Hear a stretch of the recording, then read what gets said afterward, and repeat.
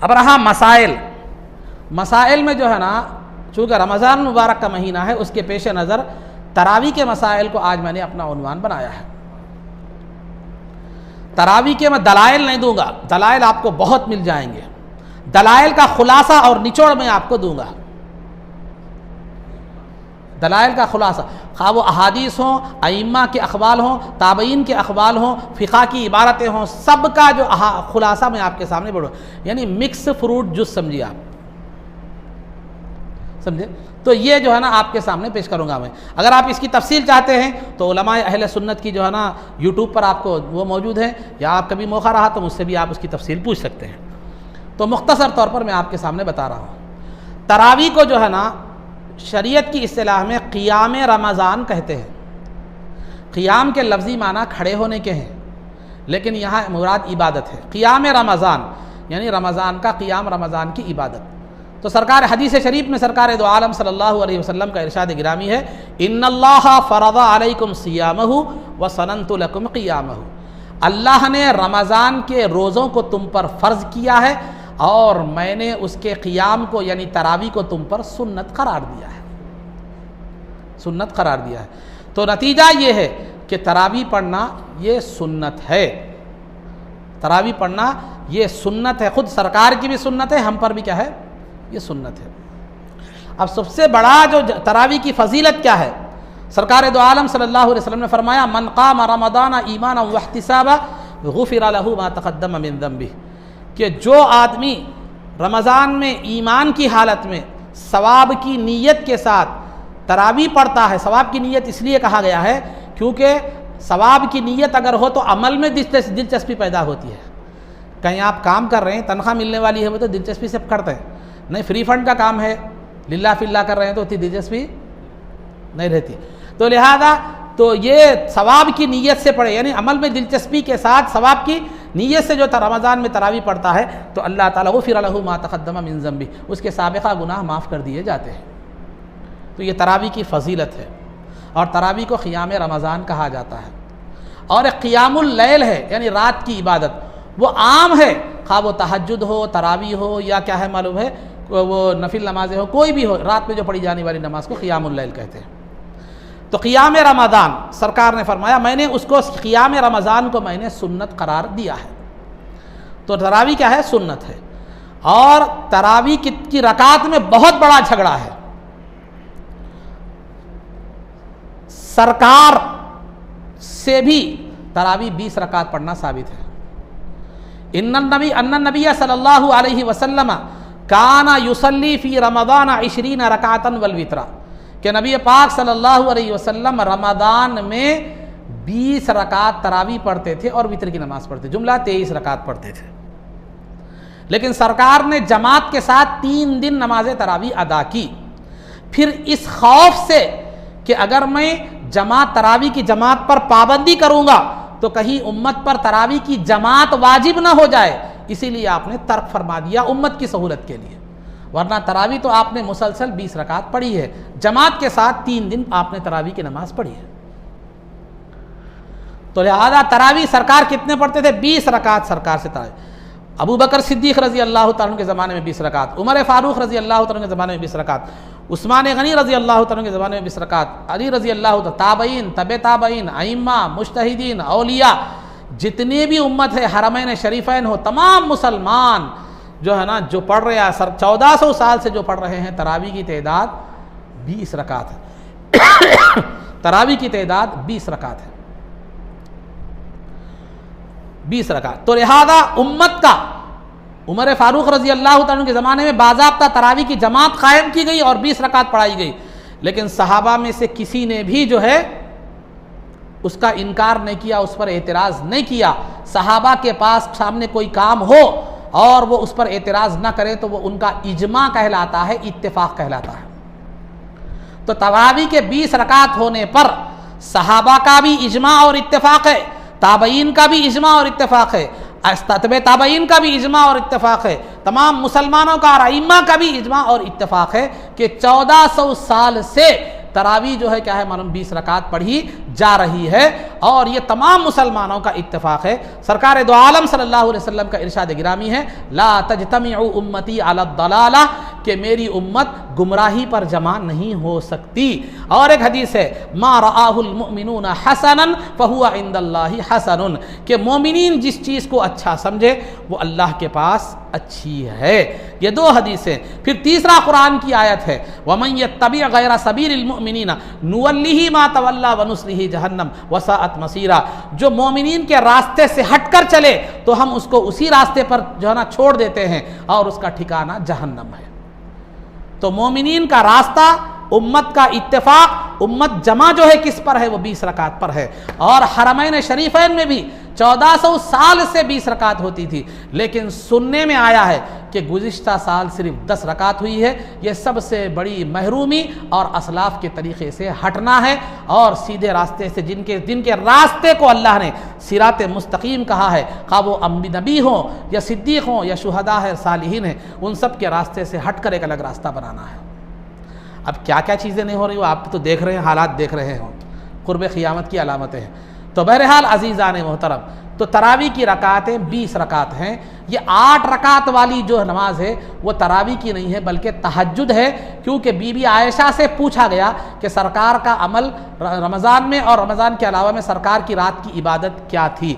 तो जो है ना बीबी आयशा ने फरमाया कि रमज़ान में और रमज़ान के अलावा सरकार 11 रकात से ज़्यादा नहीं पढ़ते थे, उसमें 3 रकात जो है वो वित्र हुआ करती थी। अब 8 रकात कोसी है वो आप तय करना है कि तरावी है या तहज्जुद है। क्यों? इसलिए कि बीबी आयशा ने फरमाया ये 8 रकात सरकार रमज़ान में भी पढ़ते थे, रमज़ान के अलावा भी पढ़ते थे। तो रमज़ान और रमज़ान के अलावा जो नमाज होती है वो कोसी होती है, तरावी होती है या तहज्जुद होती है। तो ये तहज्जुद की नमाज है। लेकिन जो लोग 8 रकात कहते हैं वो बुखारी शरीफ की एक रिवायत को, इस रिवायत को लेकर कहते हैं कि इत्तेफाक से इमाम बुखारी ने इस रिवायत को जो है ना रमज़ान के बाब में, तरावी के बाब में क्या किया है, इस रिवायत को बयान किया है। तो इमाम बुखारी ने तरावी के बाब में इसको बयान किया, तो लिहाजा ये समझते हैं कि ये 8 रकात तरावी के हैं। जबकि बीबी आयशा का हदीस से ये बात मालूम हो रही है, हदीस से ये बात मालूम हो रही है कि ये नमाज रमज़ान और गैर रमज़ान की थी जो कि तहज्जुद है।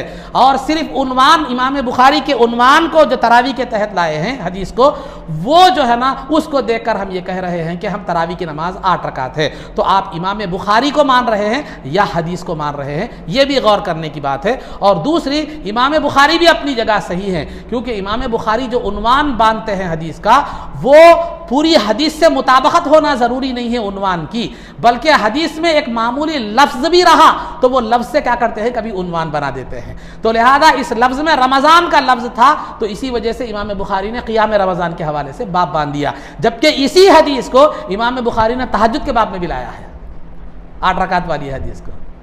तो यहाँ रमज़ान के लफ्ज़ से उस हदीस को क्या करें मालूम, रमज़ान के उन्वान के तहत लाए। लेकिन क्योंकि ये हकीकत में तहज्जुद की नमाज थी, इसमें तहज्जुद का कोई लफ्ज़ नहीं था, तहज्जुद की नमाज थी, इसीलिए हकीकत में नमाज तहज्जुद थी, तो तहज्जुद के बाब में भी लाए। तो लिहाजा अज़ीज़ान मोहतरम, ये खुलासा गुफ्तगू ये है कि ये 8 रकात जो है वो तहज्जुद की है, तरावी की नहीं है। ये चंद बातें आप हजरात के सामने तेदाद के हवाले से बतलाइए। अब रहा तरावी का हुक्म क्या है। तरावी की नमाज पढ़ना, नमाज बता रहा हूँ, एक है नमाज, एक है जमात। तरावी की जो नमाज है वो नमाज सुन्नत मुअक्कदा है, यानी ऐसी सुन्नत है जिसकी ताकीद की गई है, जिसके पढ़ने की जो है ना ताकीद की गई है, जिसके पढ़ने पर जोर दिया गया है, जिसको छोड़ना ये अल्लाह की नाराज़गी का सबब है। नमाज सुन्नत, नमाज बता रहा हूँ, ज़हन में रखिए। अच्छा, नमाज है, जमात अलग है। नमाज, तरावी की नमाज सुन्नत मुअक्कदा है, मर्द पर भी औरत पर भी 20 रकात पढ़ना सुन्नत मुअक्कदा है। अब रहा तरावी की जमात। तरावी की जमात सिर्फ मर्दों पर है, औरतों के लिए नहीं है। और मर्दों पर जो तरावी की जमात है वो सुन्नत अलल किफ़ाया है, नमाज नहीं, जमात सुन्नत अलल किफ़ाया है। महल्ले के कुछ लोग भी तरावी की नमाज जमात से पढ़ लें और कुछ ज़ईफ़ और बीमार लोग जमात में शरीक न हो तो उन पर कोई गुनाह नहीं होगा। उनकी तरफ से जो लोग पढ़ रहे हैं, जमात अदा कर रहे हैं, वो अदा हो जाएगी। लेकिन जो नहीं आ रहे हैं जमात में, उनको तरावी की नमाज तो घर में पढ़ना है। नमाज सुन्नत अलल किफ़ाया नहीं है, जमात सुन्नत अलल किफ़ाया है। कि बाज़ लोग भी सेहतमंद लोग अदा कर लें जमात के साथ महल्ले के, तो बीमार या ज़ईफ़ लोग जो हैं वो जमात में शरीक ना हो तो उनसे माफ़ी है, लेकिन नमाज तो वो घर में भी पढ़ेंगे तरावी की, जिस हालत में जैसी हालत में है। तो तरावी की नमाज सुन्नत मुअक्कदा है मर्दों पर और औरतों पर, और जमात सुन्नत अलल किफ़ाया है सिर्फ मर्दों पर। औरतों का नमाज तरावी हो या 5 वक्ता नमाज हो या जुमा हो, किसी भी नमाज में मस्जिद को जाना या तरावी की नमाज औरतों की ही जमात तरावी की नमाज बनाना ये मकरूह है, तहरीमी है, यानी हराम के करीब है। औरतों की सिर्फ जमात बनाना यह भी मकरूह है, तहरीमी है, और औरतों का कोई भी नमाज पढ़ने के लिए मस्जिद तक जाना यह भी मकरूह है, तहरीमी है।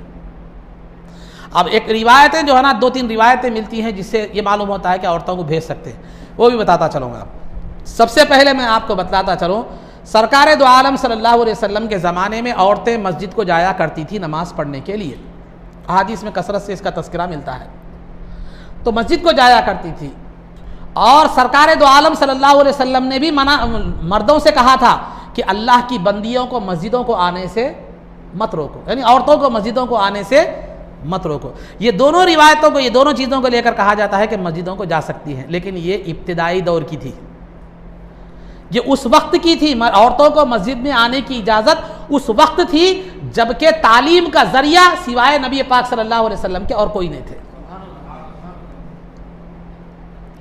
जब सिर्फ तालीम का जरिया नबी पाक सल्लल्लाहु अलैहि वसल्लम, जो भी सीखना है खा वो मर्द हो या औरतें हो, सरकार से सीखना पड़ता था। तो उस ज़माने में औरतों को मस्जिद में आने की भी इजाज़त थी, और सहाबा इकराम को भी सरकार ने फरमाया था कि अल्लाह की बंदियों को मस्जिद को आने से मत रोको, क्यों तालीम से महरूम हो जाएगी। लेकिन जब जो है ना ज़माना बढ़ता गया, इल्म फैलता गया और इल्म शरीयत आम हो गया, सहाबियात में भी आलिमात तैयार हुई, उम्महातुल मोमिनीन में बीबी आयशा जैसी मुफ्तियाँ तैयार हो गई, इल्म आम हो गया, तो सरकार दो आलम सल्लल्लाहु अलैहि वसल्लम ने खुद इरशाद फरमाया कि औरत की बेहतरीन मस्जिद घर का सब में अंदरूनी हिस्सा है। औरत की बेहतरीन मस्जिद घर का अंदरूनी हिस्सा है।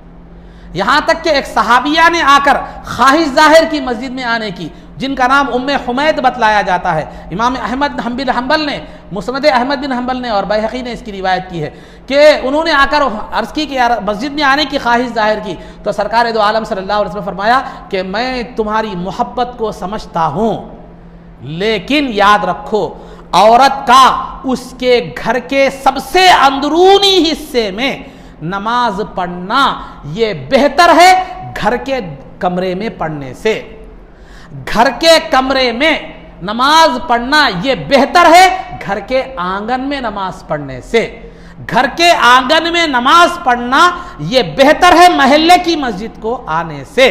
महल्ले की मस्जिद को में नमाज पढ़ना ये बेहतर है जो है ना मस्जिद नबवी में आकर नमाज पढ़ने से। तो सरकार ने क्या कहा औरतों को कि घर का अंदरूनी हिस्सा औरत की क्या है, मतलब मस्जिद है, वहां पर नमाज पढ़े।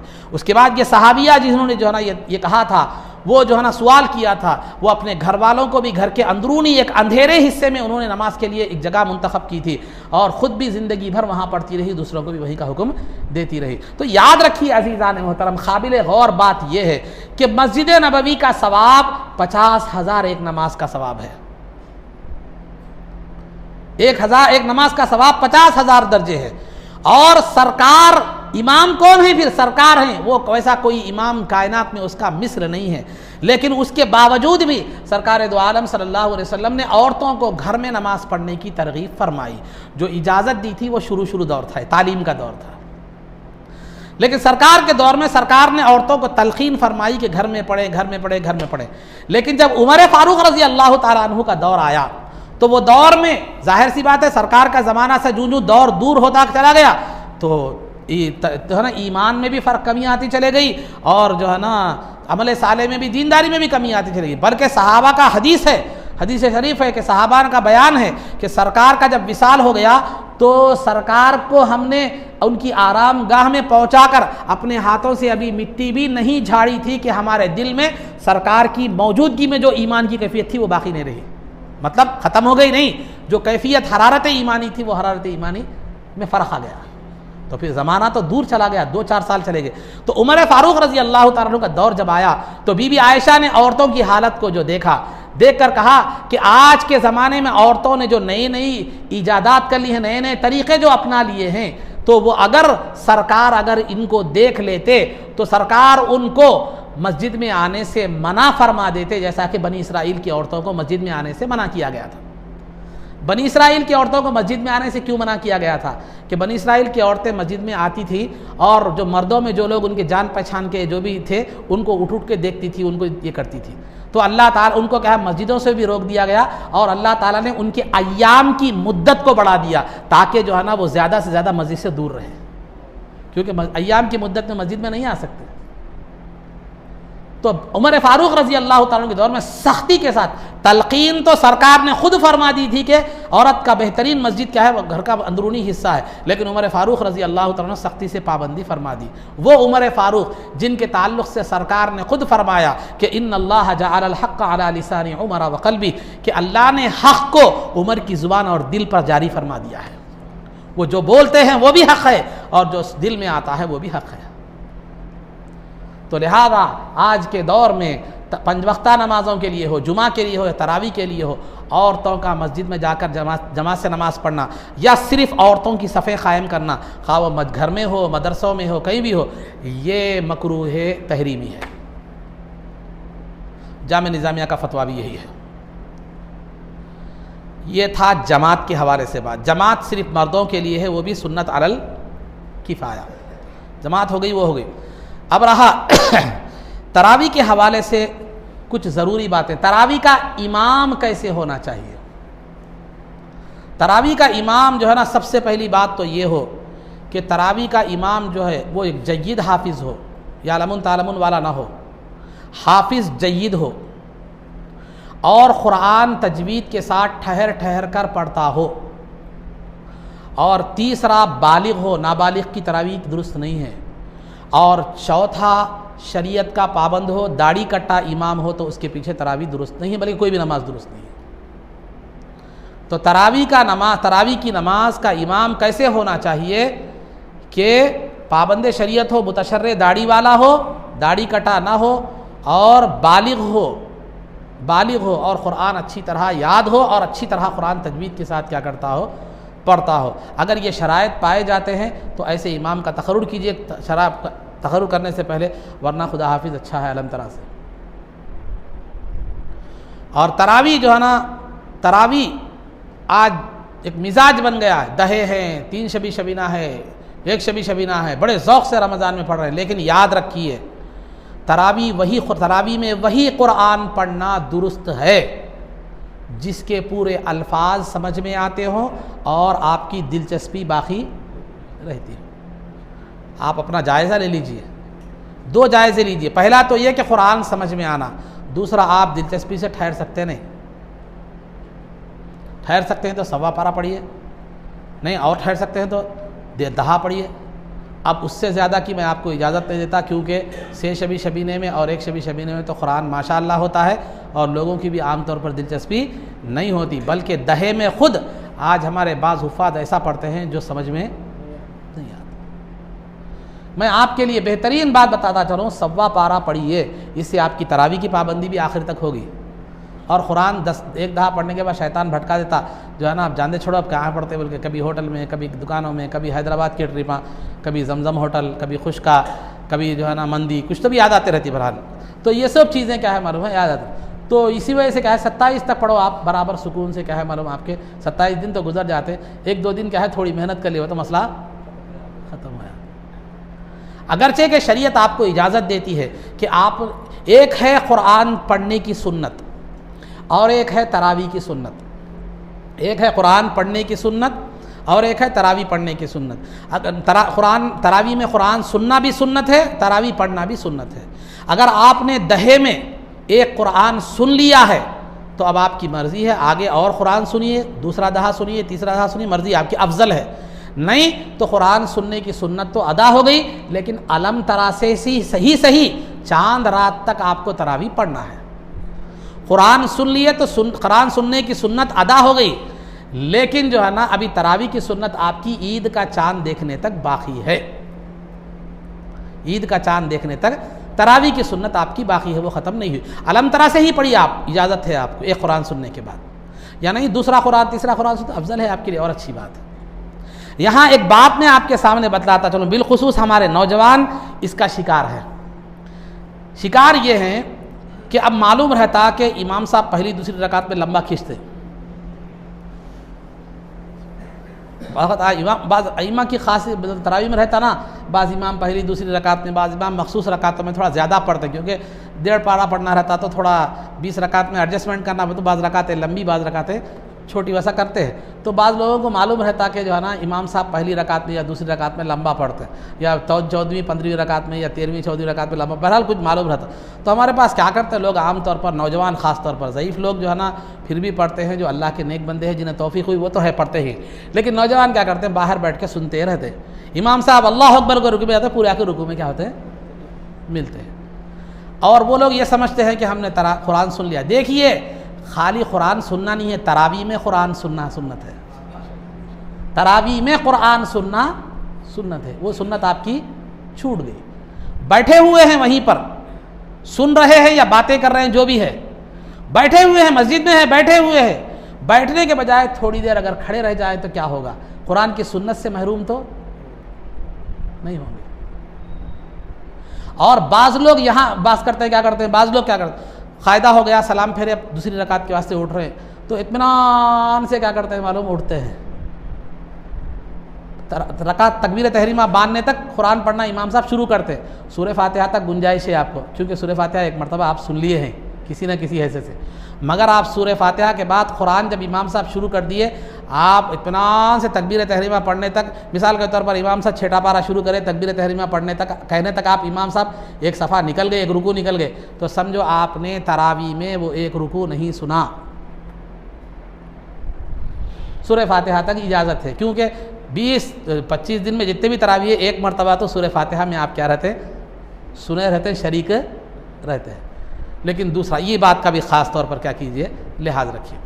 और दूसरा बसा औक़ात क्या होता है, इमाम साहब क्या करते हैं सज्दे का ऐलान करते हैं, बाज़ जगह नहीं भी करते, और मेरे नज़दीक मसलहत ये है कि नहीं करना बेहतर है।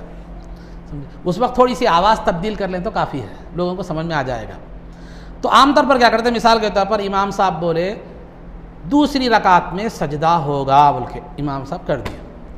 अब इमाम साहब पहली रकात पढ़ लिए, दूसरी रकात में सज्दे की आयत पढ़ने से पहले इमाम साहब अटक गए, अभी सज्दे की आयत नहीं आई, इमाम साहब क्या करें अटक गए, तो सज्दा तो नहीं कर सकते उन्होंने, क्यों, सज्दे की आयत अभी आई ही नहीं। उन्होंने क्या करते हैं रुकू में चले जाते हैं, लेकिन मुख्तदियों के जहन में क्या है दूसरी रकात में सज्दा है, वो सीधा सज्दे में चले जाते हैं, ख़त्म। इमाम साहब रुकू में, मुसल्ली सज्दे में। अगर ऐलान नहीं करे, समझिए ऐलान नहीं करे, खाली लंबी आवाज़ के साथ चले गए, तो मुख्तदी ज़्यादा से ज़्यादा रुकू में जाते हैं, फिर देख लिए इमाम साहब सज्दे में बोल के चले सज्दे में चले जाते हैं, ये क्या होता है। तो इसीलिए ऐलान करके अगर सज्दा टाइम पे नहीं हुआ समझिए, तो इमाम साहब रुकू में जो है ना, मुख्तदी क्या है सज्दे में, उन्होंने अलग पटरी पे, इन्होंने एक अलग पटरी पे। अब उसके बाद मुख्तदी जो है ना सज्दे में है, क्योंकि अभी हरीस की तरफ जहन रहता, घर में दही बड़े वहाँ इंतज़ार करते रहते हैं, इमाम साहब की तरफ जहन कहाँ रहता। तो उसके बाद क्या होता बोले, तो अब सज्दे में रहते हैं, फिर इमाम साहब जब समी अल्लाहु लिमन हमिदा बोलते हैं, मुख्तदियों की आँख खुल जाती, अरे क्या बात है, इमाम साहब सज्दे में समी अल्लाहु लिमन हमिदा बोल रहे हो। फिर उसके बाद देखे तो इमाम साहब सज्दे में नहीं रहते, बल्कि रुकू से उठते रहते। अब परेशान होते मुसल्ले, क्या करना क्या नहीं, क्या करना क्या नहीं, ये परेशानी हो जाती। तो वैसी सूरत में आपको करना कुछ भी नहीं है, आप अपने तौर पर फिर रुकू कीजिए, रुकू करके सज्दे में इमाम साहब के साथ मिल जाए। अगर नहीं आपको गड़बड़ हो गई, समझ में नहीं आया, आपका रुकू नहीं करे, डायरेक्ट इमाम साहब के साथ सज्दे में मिल गए, नमाज मुकम्मल कर लिए, तो वो 2 रकात तरावी आपकी नहीं हुई, बाद में अलहदा तौर पर पढ़ लीजिए जो भी आपको सूरह याद है। तो लिहाजा क्या करना है, इमाम साहब रुकू से उठ के सज्दे में भी चले जान दो, आप उठिए, उठकर रुकू कर लीजिए, मुख्तसर ही सही, एक तस्बीह के मकदार में कम से कम सही, रुकू कर लेके फ़ौरन क्या कीजिए, इमाम साहब के साथ क्या कीजिए, सज्दे में मिल जाइए, रुकू भी हो गया, सज्दा भी आपका हो गया। अगर सज्दे में ऐसा हो जाए तो ये इस बात का ख़ास तौर पर क्या कीजिए जो है ना लिहाज रखिए। तो और एक बात यह है कि बसा औक़ात क्या होता है, 2 रकात में इमाम साहब उठ जाते, 2 रकात में इमाम साहब बैठते नहीं, बैठने के बजाय क्या होते हैं उठ जाते। तो मुसल्लियों को चाहिए कि वो लुक़मा दे, तो इमाम साहब को चाहिए कि वो वापस आ जाए, वापस आ जाए। अगर वो ख़ियाम के करीब चले गए थे तो वापस आकर क्या करें, सजदा सहू कर लें। नहीं, अगर नहीं आए इमाम साहब 4 रकात मुकम्मल कर लिए, पहले की 2 रकात में इमाम साहब बैठे ही नहीं, तो फिर इमाम साहब के बाद के 2 रकात मुकम्मल हो गए, पहले की 2 रकात मुकम्मल नहीं हुए, तो फिर 2 रकात दोहरा लेना और वो 2 रकात में जो उन्होंने कुरान पढ़ा था वो दोबारा क्या कर लेना, पढ़ लेना। ये तरावी के हवाले से चंद ज़रूरी जो बातें जो हो सकती हैं वो मैंने आपके सामने क्या किए बयान। मसाइल अभी तवील और तफसीली हैं। और एक आम बात, आखिरी बात जो मैं बताना चाह रहा हूँ, तरावी में तस्बीह के हवाले से, तरावी में हर 4 रकात के बाद आपको इख्तियार है, तरावी में 4 रकात के बाद 4 रकात की उतनी मकदार में बैठना ये मुस्तहब और पसंदीदा है। 4 रकात हो गए तो 4 रकात की उतनी देर बैठना मुस्तहब है। वो बैठने के दौरान आप क्या करें, तस्बीह तो पढ़ें, ज़िक्र तो करें, नमाज तो पढ़ें या खामोश रहें, इख्तियार है। अगर कोई तस्बीह पढ़ रहा है तो नहीं पढ़ने वाले को ये हक़ हासिल नहीं है कि वो उसको बिदअती कहे, और अगर कोई तस्बीह पढ़ रहा है नहीं पढ़ने वाले को ये इख्तियार नहीं है कि वो पढ़ने वाले को बिदअती कहे, या पढ़ने वाले को ये इख्तियार नहीं है कि नहीं पढ़ने वाले को वहाबी कहे। इख्तियार की बात है, जो चाहे आप कर सकते हैं। खामोश बातें नहीं करना है, खामोश रहिए, तस्बीह पढ़िए, ज़िक्र करिए, कुरान पढ़िए, जो भी कहे जो है ना पढ़ सकते हैं। ये 4 रकात के बाद तस्बीह का जो है ना, तस्बीह पढ़ने में, तस्बीह जो है ना, जो तस्बीह हमारी पढ़ी जाती है वो तस्बीह में कुछ अल्फाज ऐसे हैं जो अर्श को थामने वाले फरिश्ते पढ़ते हैं। सुब्बूहुन कुद्दूसुन रब्बुना व रब्बुल मलाइकति वर्रूह, ये वो तस्बीह है जो अर्श को थामने वाले फरिश्ते क्या करते हैं, पढ़ा करते हैं। तो ये बहुत बड़ी अजीम जो है ना ये तस्बीह है। और दूसरा, खुलफाए राशिदीन का नाम लेना। ये खुलफाए राशिदीन का नाम सरकार का नाम जो है ना, ज़िक्रुल अंबिया, हदीस में सरकार दो आलम सल्लल्लाहु अलैहि वसल्लम का इरशाद है कि अंबिया का ज़िक्र इबादत है और अल्लाह वालों का, नेक लोगों का ज़िक्र क्या है, गुनाहों का कफ़ारा है। तो हम तरावी में हर 4 रकात के बाद जो है वो नबी सरकार का भी नाम लेते हैं, अलबद्रु मोहम्मद मुस्तफ़ा सल्लल्लाहु अलैहि वसल्लम के हवाले से, फिर 4 खुलफा का नाम भी लेते हैं। तो इबादत भी है, गुनाहों का कफ़ारा है, साथ ही साथ रकातों की तादाद मालूम करने की भी सहूलत होती है कि सरकार का नाम आ गए 4 रकात, अबू बकर सिद्दीक़ रज़ी अल्लाह तआला का नाम आए तो 8 रकात, उमर फ़ारूक़ रज़ी अल्लाह तआला का नाम आ गए तो 12, उस्मान गनी रज़ी अल्लाह तआला का आ गए तो जो है ना कितने 16, उसके बाद अली रज़ी अल्लाह तआला का आ गए तो 20 रकात। तो ये बाद में आने वाले को भी ये अंदाज़ा लगता है कि कितनी रकातें हुई हैं, उसकी कितनी रकातें छूटी हैं। तो ये एक फ़ायदा भी इसके अंदर है। तो लिहाजा आप तस्बीह पढ़ना चाहे तो पढ़ें, कोई नहीं पढ़ रहा तो उसको बुरा भला मत कहें। आप नहीं पढ़ रहे तो कोई पढ़ने वाले को भी आप बुरा भला कहने का आपको हक़ नहीं है, गुंजाइश है वहाँ पर कि आप तो दुआ करें, तस्बीह पढ़ें, जो भी करें, खामोश रहें, आप बेहतर है। तो ये चंद बातें थी जो तरावी के हवाले से जो है ना आप हज़रात के सामने बयान की गई।